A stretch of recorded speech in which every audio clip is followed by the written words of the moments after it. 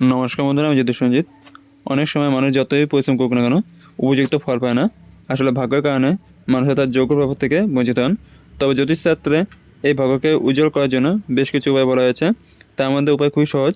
এগুলো কেবল ব্যক্তির আর্থিক সংকট দূর করে না, অর্থ সংক্রান্ত অন্যান্য সমস্যা সমাধান করে। জ্যোতিষশাস্ত্রে এই 1 টাকার টোটকার কথা বলা হয়েছে। এই 1 টাকার টোটকা অবলম্বন করলে একজন ব্যক্তি আর্থিক সমস্যা থেকে মুক্তি পান, একই সঙ্গে মানুষের ভাগ্য উজ্জ্বল হতে শুরু করে।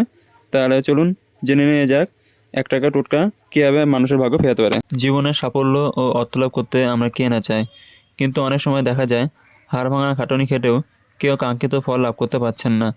সৌভাগ্যের সঙ্গে না থাকার চেষ্টা করেও উপযুক্ত ফল অনেকে লাভ করতে পারছেন না। এরকম অবস্থায় কিছু সহজ টোটকার কথা বলা আছে জ্যোতিষশাস্ত্রে। এই টোটকা সঠিকভাবে মেনে চলে খুশি হন মা লক্ষ্মী এবং আর্থিক সৌভাগ্য লাভ করা সম্ভব হয়। আজ আমি আলোচনা করব 1 টাকার কয়েন দিয়ে ভাগ্য ফেরানোর সহজ টোটকা। যদি পরিশ্রম করেও কেরিয়ারের সাফল্য না পান, তাহলে আপনার ভাগ্য বদলে দিতে পারে 1 টাকা কয়েনের এই টোটকা। একটা ময়ূরের পালকের সঙ্গে একটি 1 টাকার কয়েন নিজের সঙ্গে সবসময় রাখুন। এর ফলে ধীরে ধীরে আপনি কেরিয়ারে সাফল্য পেতে শুরু করবেন। নিজের আর্থিক পরিস্থিতি ভালো করার জন্য 1 টাকা কয়েনের নিবেদন করে মা লক্ষ্মীর পূজা করুন। একটি মাটির প্রদীপ দিয়ে সেটি সর্ষের তেলে পূরণ করুন, তারপর সেটি জ্বালিয়ে দিন। তবে খেয়াল রাখবেন, গোটা প্রতিক্রিয়া চলাকালীন নিজের হাতে একটি 1 টাকা কয়েন অবশ্যই ধরে রাখবেন। এর ফলে মা লক্ষ্মী তুষ্ট হবেন ও লক্ষ্মীর কৃপায় আপনার আর্থিক অবস্থা উন্নতি হবে। বাস্তবত 1 টাকা কয়েনের বিশেষ গুরুত্ব রয়েছে। 1 টাকা কয়েনে সঠিকভাবে ব্যবহার করলে তা আপনার ঘর থেকে নেগেটিভ এনার্জি দূরে সরিয়ে ঘরের সুখ শান্তি ধরে রাখতে পারে। তাই আপনার সংসারে যদি অশান্তি ঝামেলা লেগে থাকে, তাহলে কোনো মন্দিরে গিয়ে 1 মুঠো চাল ও একটি 1 টাকা কয়েন হাতে নিয়ে ঈশ্বরের কাছে প্রার্থনা করুন। এরপর এই চাল ও 1 টাকার চুপচাপ মন্দিরে এক কোণে রেখে দিন। এর ফলে আপনার পরিবারের সব সমস্যা মিটতে শুরু করবে। যদি অসুখ বিসুখ আপনার পিছু না ছাড়ে, তাহলে অসুখ থেকে মুক্তি পেতে নিজের মাথায় 1 টাকা কয়েন রেখে মহাদেবকে নিবেদন করুন। এর ফলে না ছাড়া অসুখ থেকেও মুক্তি পেতে পারেন। আপনার উপর যদি শনির দশা চলে, তাহলে শনির রোষ থেকেও মুক্তি পেতে 1 টাকা কয়েন আপনাকে সাহায্য করতে পারে। কিছুটা ডাল ও একটি 1 টাকা কয়েন নিয়ে তা নিজের মাথার উপর 7 বার ঘুরিয়ে নিয়ে কোনো নদীর জলে ভাসিয়ে দিন। এর ফলে শনির রোষ থেকে অনেকটাই প্রশমিত করা সম্ভব হবে। আয় ক্রমশ কমতে থাকলে রোজ সন্ধ্যায় বাড়ির প্রধান দরজায় 4মুখী প্রদীপ জ্বালান। সম্ভব হলে ঘিয়ের প্রদীপ জ্বালান। এছাড়াও প্রদীপে একটি 1 টাকার কয়েন রাখুন।